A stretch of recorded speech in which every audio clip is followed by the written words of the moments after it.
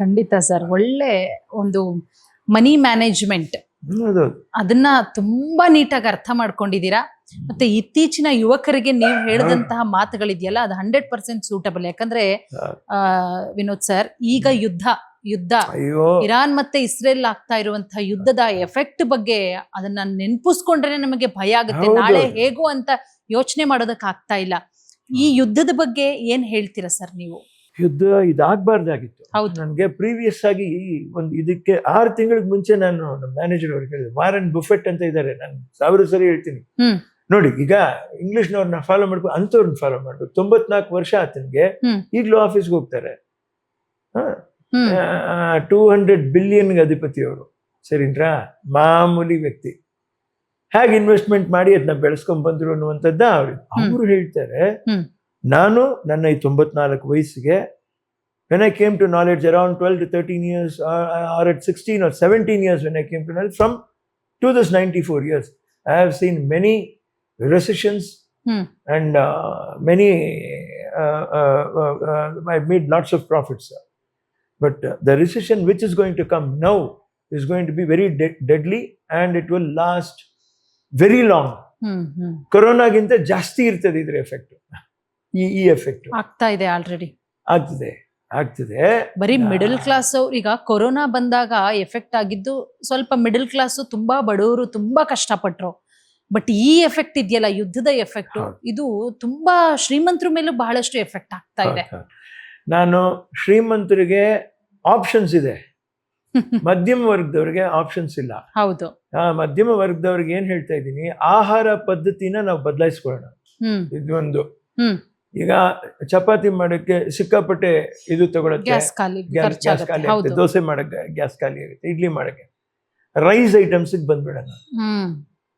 Sugar ಅಂತ ಹೇಳ್ತಾರಲ್ಲ sir, rice ನೀವು ಇದು ತಗೊಳ್ಳಿ, ಕುಸ್ಲಕ್ಕಿ ತಗೊಳ್ಳಿ, ಬ್ರೌನ್ ರೈಸ್, ಕುಸ್ಲಕ್ಕಿ ತಗೊಂಡು ಗಂಜಿ ಮಾಡಬಾರ್ದು. ಸ್ಟಾರ್ಚ್ ಅಗೈನ್ ಶುಗರ್ ಏನೇ. ಕುಸ್ಲಕ್ಕಿ ತಗೊಂಡು ಚೆನ್ನಾಗಿ ಅದನ್ನ ಇದು ಮಾಡ್ಕೊಳ್ಳಿ, ಎಲೆಕ್ಟ್ರಿಕ್ ಕುಕ್ಕರ್ ಅಲ್ಲೇ ಮಾಡಿ. ಈಗ ಏನ್ ಹೇಳ್ತಾ ಇದ್ದೀನಿ ಇದ್ರೆ, ನೀವು how do you use your power. ಈ ಬೇರೆದಕ್ಕೆ ಕೆಲ್ಸಕ್ಕೆ ಹೋಗ್ಬೇಕು, ಇನ್ನೊಂದು ನೋಡ್ಬೇಕು, ಇನ್ನೊಬ್ರು ನೋಡ್ಬೇಕು, ಅವ್ರು ನೋಡ್ಬೇಕು, ಇದು ಮಾಡ್ಬೇಕು, ಎಲ್ಲದಕ್ಕೂ ಟೈಮಿಂಗ್ ನೋಡ್ತೀರಿ. ಅಲ್ಲಿ ಇಟ್ಬಿಟ್ಟು ಎಲ್ಲೋ ಆಕಾಶದಲ್ಲಿ ಇರ್ತೀರಲ್ಲ, ಆ ಎನರ್ಜಿನ ವೇಸ್ಟ್ ಮಾಡಬೇಡಿ. ಇವತ್ತು ಒಂದು ನಿಮಗೆ liquid energy, we are running out. ಇನ್ನೊಂದು ಗ್ಯಾಸೋಲೈನ್, ವಿ ಆರ್ ರನ್ನಿಂಗ್ ಔಟ್. ತುಂಬಾ ಕಷ್ಟ ಇದೆ. ಸೊ ಈಗ ಇಲ್ಲ ಅಂದಾಗ ಮಾತ್ರ ಅದರ ಇದು ನಮಗೆ ಗೊತ್ತಾಗ್ತಾ ಇದೆ, ಅದ್ ಮಹತ್ವ ಏನು ಅಂತ ನಮ್ಗೆ ಗೊತ್ತಾಗ್ತದೆ. ಹಾಗೆ ನಾನು ಹೇಳ್ತಿದ್ದೆ, ರೈಸ್ ಐಟಮ್ ಕಂಡ್ರೆ ಕಡಿಮೆ ತಿನ್ರಿ. 11 ಗಂಟೆಗೆ ಬೇಕಾದ್ರೆ ಒಂದು ಜ್ಯೂಸ್ ಕುಡ್ಕೊಳ್ರಿ, ಜ್ಯೂಸಲ್ಲಿ ಇರೋಣ. ಏನಂತೀರ ನೀವು? Correct sir. ಆಮೇಲೆ ಒಳ್ಳೆ ನೀರ್ ಇಟ್ಕೊಳ್ಳಿ. ನನಗೆ ಗೊತ್ತಿರ್ಲಿಲ್ಲ, ಯಾರೋ ನಮ್ಮ ಡಾಕ್ಟರ್ ಹೇಳಿದ್ರು, ನೀರನ್ನ ಅರ್ಧ ಗಂಟೆಗೆ ಅಥವಾ 20 ನಿಮಿಷಕ್ಕೆ ಒಂದ್ಸರಿ ಸುಮ್ಮನೆ ಒಂದು ಲೋಟ ಕುಡ್ದಂಗೆ ಕುಡ್ಕೊಂಡು ಬರ್ತಾ ಇರಿ, ಎವ್ರಿ ಇಂಟರ್ವ್ಯೂ. ಸೊ ಮ್ಯಾಚ್ ಆಯ್ತಲ್ಲ ನಿಮ್ಮ ಅಪಿಟೇಟು, ನಾನು ಹಿಂಗಿರ್ಬೇಕು ಹಾಗಿರ್ಬೇಕು, ಏನು ನಮ್ಗೆ ಬೇಕಾದನ್ನ ಮಾಡೋದಕ್ಕೆ ಕಷ್ಟ. ಈಗ ಮಾಂಸಾಹಾರಿಯವರು ಏನು ಮಾಡ್ಬೇಡಿ, ಏರ್ ಫ್ರೈಯರ್ ಇರುತ್ತೆ ನಿಮ್ಮ ಹತ್ರ, ಹೌದು, ಕ್ಲೀನ್ ಆಗಿ ತಗೊಂಬಂದು ಅದನ್ನ ಅದು ಮಾಡ್ಬಿಟ್ಟು ಮ್ಯಾರಿನೇಟ್ ಮಾಡಿ ಇಟ್ಬಿಡ್ಬೇಕು. ನನ್ ಕೇಳಿದ್ರೆ ಕೆಲವೊಬ್ರು ಹೇಳ್ತಾರೆ, ಹಿಂದಿನ ದಿವಸ ಮಾಡ್ಬಿಟ್ಟು ಮಾರನೇ ದಿವಸ ಹಾಕಿದ್ರೆ ಬ್ಯೂಟಿಫುಲ್ ಆಗಿರುತ್ತೆ. ಎಲ್ಲ ಹಾಕ್ಬಿಟ್ಟು ಜಿಂಜರ್ ಗಾರ್ಲಿಕ್ ಪೇಸ್ಟ್ ಎಲ್ಲ ಹಾಕ್ಬಿಟ್ಟು ಪೆಪ್ಪರ್ ಗಿಪ್ಪರ್ ಎಲ್ಲ ಆ್ಯಡ್ ಮಾಡ್ಬಿಟ್ಟು ಕ್ಲೀನ್ ಆಗೋದು ಮಾರ್ಕ್ಸ್ ಎಲ್ಲ ಮಾಡ್ಬಿಟ್ಟು ಅಂದವಾಗಿ ಒಳಗಡೆ ಹಾಕಿ ತಳ್ಬಿಟ್ರೆ ಕ್ಲೀನಾಗಿ ನೀವು ಎಣ್ಣೆ ಹಾಕ್ಬೇಕಾಗಿಲ್ಲ, ಅದ್ರಲ್ಲಿರೋ ಆಯಿಲ್ ಅಲ್ಲೇ ಕುಕ್ ಆಗ್ಬಿಡುತ್ತೆ. ಕರೆಕ್ಟ್, ಹೌದಲ್ವಾ? ಒಂದಷ್ಟು ಈರುಳ್ಳಿ, ಒಳ್ಳೆ ಟೊಮ್ಯಾಟೊ ಎಲ್ಲ ಸ್ಯಾಲಡ್ಸ್ ಎಲ್ಲ ಹಾಕಿ ಮಾಡ್ಕೊಂಡ್ಬಿಟ್ಟು ಅದ್ರ ಮೇಲೆ ಕೊತ್ತಂಬರಿ ಸೊಪ್ಪೆಲ್ಲ ಹಾಕ್ಬಿಟ್ಟು ಕ್ಲೀನಾಗಿ ಕಡ್ಡಿ ಇಟ್ಕೊಂಡು ಅದನ್ನು ತಿನ್ಕೊಂಡು ಇದನ್ನು ತಿನ್ಕೊಂಡು ಆರಾಮಾಗಿ ಕಾಲಕ್ಕೆ ಏನು ಮಾಡೋಕ್ಕಾಗುತ್ತೆ? ಒಂದು ಪೀಸಲ್ಲಿ ಸಂತೋಷ ಪಡೋಣ, ಒಂದು ಪೀಸಲ್ಲಿ ಸಂತೋಷ ಪಡೋಣ. ಏನು ಮಾಡೋದು? Correct sir. ಪೌಷ್ಟಿಕವಾದ ಆಹಾರ ಏನು ಬೇಕು ಅದು ತಗೊಳ್ರಿ, ಚೇಂಜ್ ಆಗ್ರಿ. ಹೇಳ್ತಾ ಇದ್ದೀನಿ, ಟ್ರೈ ಟು ಚೇಂಜ್ ಆಸದ್ ಸ್ಲೋಲಿ. ಕರೆಕ್ಟ್. ಅಂದ್ರೆ ನೀವು ಒಂದು ಎಕ್ಸ್ಪ್ಲೈನ್ ಮಾಡ್ತಾ ಇದ್ರಿ, ಫುಡ್ ನಾನ್ ವೆಜ್ ಅಂದ್ರೆ ಬಹಳ ಇಷ್ಟ ಅನ್ಸುತ್ತೆ ವಿನೋದ್ ರಾಜ್ ಸರ್ಗೆ. ಅಮ್ಮ ಬಹಳ ಚೆನ್ನಾಗಿ ಕುಕ್ ಮಾಡ್ತಾ ಇದ್ರು ಅಂತ ಕೇಳ್ಪಟ್ಟೆ. ನೀವ್ ಯಾವ್ದೋ ಒಂದು ಇಂಟರ್ವ್ಯೂ ಅಲ್ಲಿ ಹೇಳಿದ್ರಿ, ಮೀನ್ ಸಾರ್ ಅಂತೂ ಅಮ್ಮ ಬಹಳ ಅದ್ಭುತವಾಗಿ ಮಾಡ್ತಾ ಇದ್ರು ಅಂತ ಹೇಳಿ. ನಿಮ್ಗೆ ಏನಾದ್ರು ಅಲ್ಪ ಸ್ವಲ್ಪ ಹೇಳ್ಕೊಟ್ಟಿದಾರ ಸರ್ ಕುಕಿಂಗ್ ಬಗ್ಗೆ? ಎಲ್ಲ ಹೇಳ್ಕೊಟ್ಟಿದ್ದಾರೆ. ನಾನು ಅಡಿಗೆ ಮಾಡಲ್ಲ, ಮಾಡಿಸ್ಬಿಡ್ತೀನಿ, ವಾಸನೆಲ್ಲ ಹೇಳ್ಬಿಡ್ತೀನಿ. ಇದೇನೋ ಸೀಸ್ಬಿಟ್ಟಿದ್ದಾರೆ ನೋಡೋದ, ಒಗ್ಗರಣೆ ಮಾಡುವಾಗ ತುಂಬಾ ಇದ್ ಮಾಡ್ಬಾರ್ದು, ಸುಮ್ಮನೆ ಲೆಕ್ಕಾಚಾರವಾಗಿ ಮಾಡ್ಬೇಕು, ಅದು ಹುಳಿ ಜಾಸ್ತಿ ಕೊಡ್ಬೇಕು, ಯಾವ ಪ್ರಮಾಣದಲ್ಲಿ ಕೊಡ್ಬೇಕು. ಅವ್ರೇನ್ ಮಾಡೋರು, ಸಿಂಪಲ್ ಆಗಿ ದಿಢೀರ್ ಸಾರು, ನನಗೆ ಸ್ವಲ್ಪ ಗೊತ್ತಿದೆ, ಅದನ್ನ ಸಂಪೂರ್ಣ ಗೊತ್ತಿಲ್ಲ.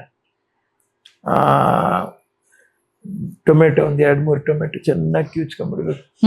ಹುಣಸೆ ಹಣ್ಣು ಒಂದಷ್ಟು ಹುಣಸೆ ನೀರ್ಲಾಗ ಚೆನ್ನಾಗಿ ಕಿವುಚ್ಕೊಂಡ್ಬಿಟ್ಟು ಬಸ್ಬಿಟ್ಟು ಅದ್ರ ಸಾರು. ಟೊಮೆಟೊನ ಅಷ್ಟೇ ತಿಪ್ಪಿ ಎಲ್ಲ ತೆಗೆದ್ಬಿಟ್ಟು ಅದ್ರ ಸಾರು. ಸರಿನಾ? ಆಮೇಲೆ ಈರುಳ್ಳಿ, ಬೆಳ್ಳುಳ್ಳಿ, ಹಸಿಮೆಣಸಿನ್ಕಾಯಿ, ಕೊತ್ತಂಬರಿ ಸೊಪ್ಪು, ಶುಂಠಿ ಏನೇನು ಬೇಕೋ ಅದು ಸಪ್ರೇಟಾಗಿ ಇದು ಮಾಡಿ ಇಟ್ಕೋಬೇಕು. ಆಮೇಲೆ ಮೀನು ಕ್ಲೀನಾಗಿ ಅದನ್ನ 3 ಪೀಸ್ ಥರ ಮಾಡಿ ತಲೆ ಸಪ್ರೇಟ್, ತಲೆ ಇಷ್ಟಪಡ್ತಾರೆ ತಲೆ ಸಪ್ರೇಟ್ ಮತ್ತು ಬಾಲ ಸಪ್ರೇಟ್. ಇದನ್ನೇನು ಮಾಡಬೇಕು, ಈ ಮಸಾಲೆನ ಕುದಿಸ್ಬೇಕು ಸಪ್ರೇಟಾಗಿ. ಆಮೇಲೆ ಕುದಿಯೋ ಈ ಮಸಾಲೆನ ನೋಡ್ಬಿಟ್ಟು ಟೈಮ್ ನೋಡ್ಬಿಟ್ಟು ಉಪ್ಪು ಖಾರ ರುಚಿ ಹುಡಿ ನೋಡ್ಬಿಟ್ಟು ಇಳಿಸೋ ಟೈಮಿಂಗ್ ಮೀನ್ ಹಾಕ್ಬಿಟ್ಟು ಮುಚ್ಚಿದ್ರೆ 2 ನಿಮಿಷಕ್ಕೆ ಆಗೋಗುತ್ತೆ. ಮೀನ್ ಸಾರ್ ರೆಡಿ. ದಿಢೀರ್ ಮೀನ್ ಸಾರ್ ರೆಡಿ. ಲಾಸ್ಟಲ್ಲಿ ಸ್ವಲ್ಪ ಕೊತ್ತಂಬರಿ ಸೊಪ್ಪು. ಇದು ಅಮ್ಮನ ರೆಸಿಪಿ. ಸೂಪರ್. ಪುಡಿ ಮಾಡೋದು ಕಲಿಬೇಕು. ಶೀಟ್ ಬರ್ದೇ ಇಟ್ಟಿದ್ದೀನಿ ನಾನು. ಖಂಡಿತ. ಅಯ್ಯೋ ಅಲ್ಲ, ಆ ಕೈ ರುಚಿ ಎಲ್ಲೋ ಮಿಸ್ ಮಾಡ್ಕೋತಾ ಇದ್ದೀರಿ. ಅಯ್ಯೋ ತುಂಬಾ ಮಿಸ್ ಆಗುತ್ತೆ. ನಮ್ಮ ಮಿಸ್ಸಸ್ ಹೇಳ್ತಾರೆ, ಮಾಡ್ದೆ ಹಾಗೆ ಮಾಡಕ್ ಆಗ್ಲಿಲ್ಲ. ಇಲ್ಲ ಪರವಾಗಿಲ್ಲ, ಅಯ್ಯೋ ಇಷ್ಟಾದ್ರೂ ಇದೆಯಲ್ಲ ದೇವ್ರ ಚಿತ್ತ. ಯಾರಿಗೂ ನಾವ್ ಹೇಳ್ಬಾರ್ದು, ಪಾಪ ಕಷ್ಟ ಪಡ್ತಾರೆ ಎಲ್ಲ. ಈಗ ಅವ್ರು ಬಂದಿರ್ತಾರೆ. ಕರೆಕ್ಟ್. ಭಕ್ತ ಕುಮಾರ ಪಿಕ್ಚರ್ ಅಲ್ಲಿ ನೋಡಿದಾಗ ಇವಾಗ ಅನ್ನಿಸ್ತದೆ, ಯಾವುದೋ ತಂದೆ ತಾಯಿಗೆ ಹುಟ್ಟಿರುವಂತ ಒಂದು ಹೆಣ್ಣು ಮಗುನು, ಯಾವುದೋ ತಂದೆ ತಾಯಿಗೆ ಹುಟ್ಟಿರುವಂತ ಒಂದು ಗಂಡನ್ನು ಸೇರಿಸಿ ನೀವು ಮದುವೆ ಆಗ್ರಿ ಅಂತಂತ ಹೇಳ್ತಾರೆ. ಯಾಕೆ?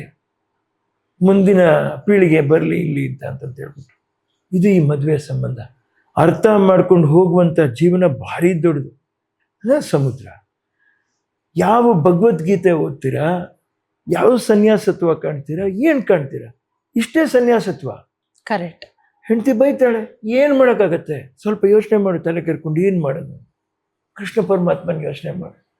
ರಾಧೆ ಯಾವಾಗಲೂ ಬೈತಾನೆ ಇರ್ತಾಳೆ, ನೀನು ಹಿಂಗೆ ಮಾಡ್ತೀಯ, ನೀನು ಹಾಗೆ ಮಾಡ್ತೀನಿ, ಹೀಗೆ ಮಾಡ್ತೀಯ, ನೀನು ಹಾಗೆ ಮಾಡ್ತೀನಿ.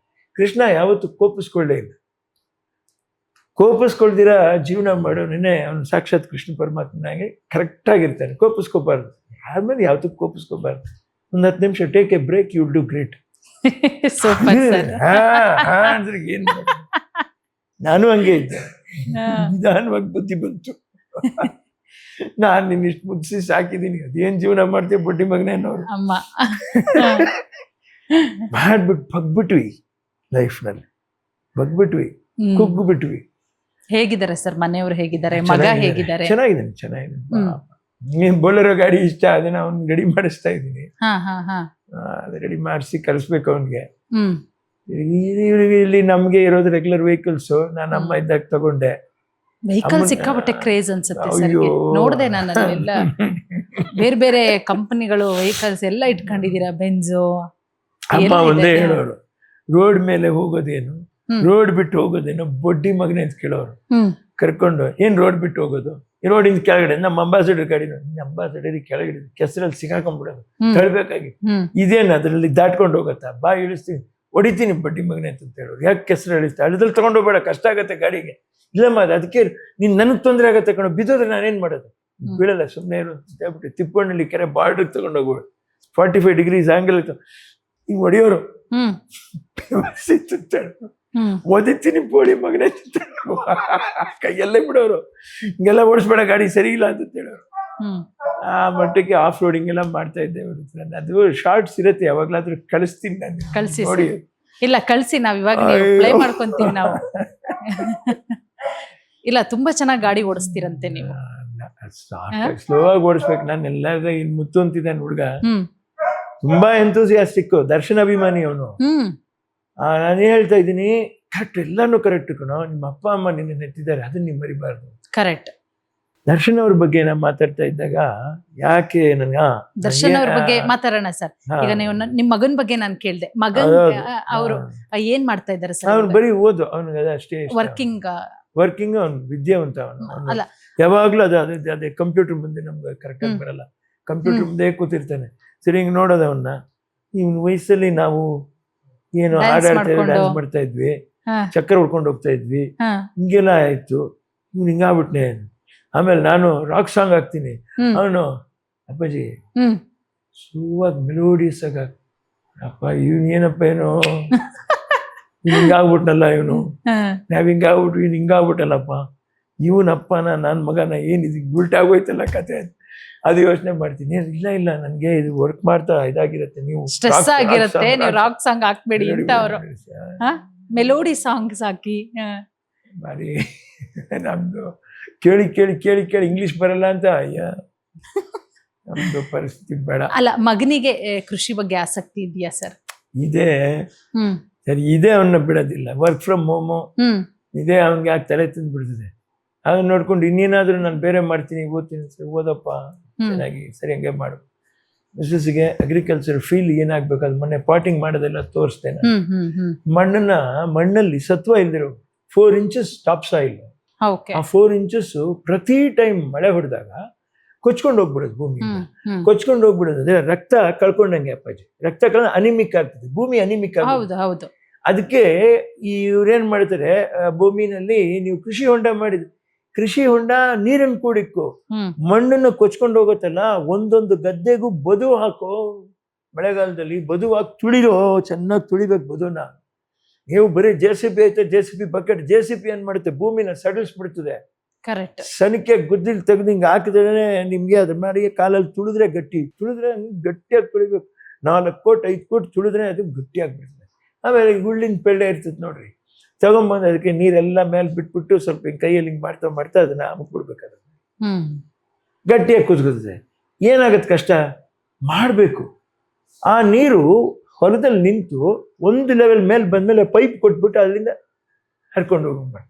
ಸೊ ಅವಾಗೇನಾಗುತ್ತೆ, ಟಾಪ್ ಸಾಯಿಲ್ ಎರೋಷನ್ ಆಗಲ್ಲ, ಆ ನೀರು ಹಾಗೇ ಇರುತ್ತೆ. ನೀವು ಬರೀ ನೀರು ಹಾಯಿಸ್ಬೇಕು, ನೀರು ಹಾಯಿಸ್ಬೇಕು, ನೋ, ದಟ್ ರಾಂಗ್ ಕಾನ್ಸೆಪ್ಟು. ಈಗ ಏನು ಮಾಡಬೇಕು, ಎತ್ತರದ ಪ್ರದೇಶ ಭೂಮಿನಲ್ಲಿ ಎಲ್ಲಿದೆಯೋ ಅಲ್ಲಿ ನೀವು ಒಂದು 2 ಲಕ್ಷ 3 ಲಕ್ಷ ಲೀಟ್ರ್ ಮಳೆ ನೀರನ್ನ ಹಿಡಿಬೇಕು. ಮಳೆ ನೀರಿನಲ್ಲಿ ನಿಮ್ಗೆ ಈಗೇನು ಬೋರ್ ನೀರು ಏನ್ ಬರ್ತಾ ಇದೆಯೋ ಅದರಲ್ಲಿ ನಿಮ್ಗೆ ಕೆಮಿಕಲ್ಸ್ ಎಲ್ಲ ಇರುತ್ತೆ. ಮಳೆ ನೀರಿನಲ್ಲಿ ಕೆಮಿಕಲ್ ಇರಲ್ಲ. ಒಂದ್ ಮಳೆ ಒಯ್ದ್ರೆ ಎಷ್ಟು ಜನ ಅಂತ ಹೇಳ್ತೀವಲ್ಲ, ಆ ಮಳೆ ಅದನ್ನ ಟಾಪ್ ಲೆವೆಲ್ ನಲ್ಲಿ ನೀವು ಹಾಕೊಂಡ್ಬಿಟ್ಟು ಗ್ರಾವಿಟಿಯಿಂದ ನೀರು ಹರಿಸ್ಬೇಕು ಭೂಮಿಗೆ. ಇಸ್ರೇಲ್ ಎಷ್ಟು ನೋವಾಗತ್ತೆ ರೀ ಮನ್ಸಿಗೆ. ಡ್ರಿಪ್ ಇರಿಗೇಷನ್ ಶುರುವಾಗಿದ್ರೆ ಇಸ್ರೇಲ್ ಅಲ್ಲಿ ನೆಟಾಫಿಮ್ ಅಂತ ಒಂದು ಕಂಪನಿ, ಕುಮಾರಸ್ವಾಮಿ ಅವರು ಅಲ್ಲೆಲ್ಲ ಹೋಗಿ ನೋಡ್ಕೊಂಡ್ ಬಂದಿದ್ರು. 1 ಡ್ರಾಪ್ ಮೋರ್ ಕ್ರಾಪ್ ಅಂತ. ಕರೆಕ್ಟ್. ಏನ್ರಿ ಅದು ಬ್ಲೂ ಕಲರ್ ಅವ್ರದ್ದು ಪೈಪ್, ಅದು ಹೌದು. ಈ ಟ್ರ್ಯಾಕ್ಟರ್ ರೋಟ್ರಿಲ್ ಹಾಕಿದ್ರು ಕಟ್ಟಾಗಲ್ಲ ರೀ ಪೈಪು. ಕರೆಕ್ಟ್. ಆಮೇಲೆ ಅಲ್ಲಿ ಪ್ರತಿ ರೈತಂದು ಕೃಷಿ ಹೊಂಡ ಇರುತ್ತೆ, ಅವರು ನೀರ್ನ ಮೆಷರ್ ಮಾಡೋ ಗೇಜ್ ಇಟ್ಟಿರ್ತಾರೆ ಅಲ್ಲಿ. ಇಷ್ಟು ಲೀಟರ್, ಇಷ್ಟು ಲಕ್ಷ ಲೀಟರ್ಗೆ ಇಷ್ಟು 1000 ಲೀಟರ್ ಎವಾಪರೇಷನ್ ಅಂತ ಲೆಕ್ಕ ಹಾಕ್ತಾರೆ ಅವರು. ಬಾಕಿ ಇಷ್ಟು ಲೀಟರ್ನಲ್ಲಿ ಇಷ್ಟು ಕ್ರಾಪ್ ಇಷ್ಟು ತಿಂಗಳಲ್ಲಿ ಕರೆಕ್ಟಾಗಿ ಬರಲೇಬೇಕು. ಇಂಡಿಯಾದಲ್ಲಿ ಇದಾಗಬೇಕು. ನಾನು ಏನು ಹೇಳ್ತಾ ಇಲ್ಲ, ಪ್ರಧಾನ ಮಂತ್ರಿ ಸಹ ಅವೆಲ್ಲ ನಾವು ಮಾತಾಡಬಾರ್ದು. ನಾನು ಹೇಳ್ತಾ ಇದ್ದೀನಿ, ಈ ಅಗ್ರಿಕಲ್ಚರಿಸ್ಟ್ ಪ್ಲಸ್ BSc ಓದಿರೋರು, ಅಗ್ರಿಕಲ್ಚರ್ ಓದಿರೋರು, ಗ್ರಾಮ ಸೇವಕರು, ನೀವ್ ಏನ್ ಮಾಡ್ತಾ ಇದೀರ, ವಾಟ್ ಆರ್ ಯು ಡೂಯಿಂಗ್, ಬೇಜಾರು ಮಾಡ್ಕೊಂಬಿಡಿ. ನಾ ಹಿಂಗೆ ಹೇಳ್ತಾ ಇದ್ದೀನಿ, ಅಡ್ವೈಸ್ ಮಾಡ್ರಿ. ವೈರಸ್ ಇಲ್ದಿರ್ತಕ್ಕಂಥ ಬಿತ್ತನೆ ಕೊಡ್ರಿ ರೈತರಿಗೆ. ಅಪ್ಸಣಬು ಅನ್ನುವಂಥ ಗ್ರೀನ್ ಮ್ಯಾನ್ಯೂರ್ ಬಿತ್ತನೆ ಕೊಡ್ರಿ ರೈತರಿಗೆ. ಅಜೋಲಾ ಅಂತ 75% ನೈಟ್ರೋಜನ್ ಫಿಕ್ಸ್ ಮಾಡುವಂತ ಆ ಸಸಿ ಕೊಡ್ರಿ, ಭೂಮಿನೆಲ್ಲ ಹಾಕ್ಲಿ. ಹೇಳ್ರಿ ಅವ್ರಿಗೆ ಅಡ್ವೈಸ್ ಮಾಡಿ. ಹಿಂದಿಂದ ಬೆಳೆ ಮಾಡ್ಬೇಡ್ರು. ಒಂದ್ಸರಿ ಮಾಡಿದ ಬೆಳೆ ಮುಗಿದ ತಕ್ಷಣ ಭೂಮಿನ ಒಣಗಕ್ ಬಿಡ್ರಿ, ಉತ್ಬಿಟ್ಟು ಟರ್ನ್ ಮಾಡ್ಬಿಡ್ಬೇಕು, ಸಾಯಿಲ್ನ ಬಿಟ್ಬಿಡ್ಬೇಕು. ವಿಧಿ ಇಲ್ಲ ಪಾಪ, ಏನೋ ಮಾಡ್ತಾ ಇದ್ದಾರೆ. ಮಾಡುವಾಗ ಗ್ರೀನ್ ಮ್ಯಾನ್ಯೂರ್ ಉಪಯೋಗಿಸ್ರಿ, ಗ್ಲೈರಿಸಿಡಿಯಾ ಉಪಯೋಗಿಸ್ರಿ. ಯಾರು ಅದನ್ನ ಹೇಳಲ್ಲ, ನಾನು ಹೇಳ್ತಾ ಇದ್ದೀನಿ. ಮಾಡ್ರಿ. ಬೇವಿನ ಹಿಂಡಿ, ಹೊಂಗೆ ಹಿಂಡಿ ಅದು ಇದ್ದೇ ಇದೆ. ಬೇವಿನ ಎಲೆ ಕತ್ತರಿಸಾಕ್ತಾರೆ, ಹೊಂಗೆ ಎಲೆ ಕತ್ತರಿಸಾಕ್. ಗ್ಲೈರಿಸಿಡಿಯಾ, ಅವರಿ, ಅಪ್ಸಣಬು, ಗ್ರೀನ್ ಮ್ಯಾನ್ಯೂರ್ ಪ್ಲಾಂಟ್ಸೇ ನೀವು ಯೂಸ್ ಮಾಡಲ್ಲ. ಕರೆಕ್ಟ್. ಅದನ್ನ ಯೂಸ್ ಮಾಡ್ಬಿಟ್ಟು ಮಾಡ್ರಿ, ಚೇಂಜಸ್ ಬರುತ್ತೆ. ಆಮೇಲೆ ಕೆಮಿಕಲ್ ಇಲ್ದಿರ ಆಗಲ್ಲ. ಈಗ ಯಾಕೆ ಮಾತು ಹೇಳ್ತಾ ಇದ್ದೀನಿ ಅಂದ್ರೆ, ಮರೀರಿ ಅಂತ ಹೇಳ್ತಾರೆ. ಹಾರ್ಟ್ ಅಟ್ಯಾಕ್ ಬಂದ್ರೆ ಕೆಮಿಕಲ್ ಇಲ್ದಿರ ನಿಮ್ಮ ಹಾರ್ಟ್ ಅಟ್ಯಾಕ್ ಆಂಜಿಯೋಪ್ಲಾಸ್ಟಿಂಗ್ ಮಾಡ್ತೀರಿ, ಆಗಲ್ಲ ಸರ್. ಕೆಮಿಕಲ್ ಬೇಕು ಅದನ್ನ ಬ್ಲಾಸ್ಟ್ ಮಾಡಕ್ಕೆ. ಆ ಕೊಬ್ಬಿದೆಯಲ್ಲ, ಕಲ್ಲು ಇದೆಯಲ್ಲ, ಜಲ್ಲಿ ಕಲ್ಲು ತರ ಸ್ಟ್ರಾಂಗ್ ಅದು. ಹೌದು. ಹೊಡೆದ್ರೆ ಬ್ಲಾಸ್ಟ್ ಆಗಲ್ಲ ರೀ ಅದು. ಹೌದು, ಅಷ್ಟು ಕಷ್ಟ ಅದು. ಸೊ ಅದನ್ನ ಕರಗಿಸಕ್ಕೆ ಕೊಡೋ ಮಾತ್ರೆ ಇದೆಯಲ್ಲ, ಮಾತ್ರೆ ಇಲ್ಲೇನೆ ಜೀವನ.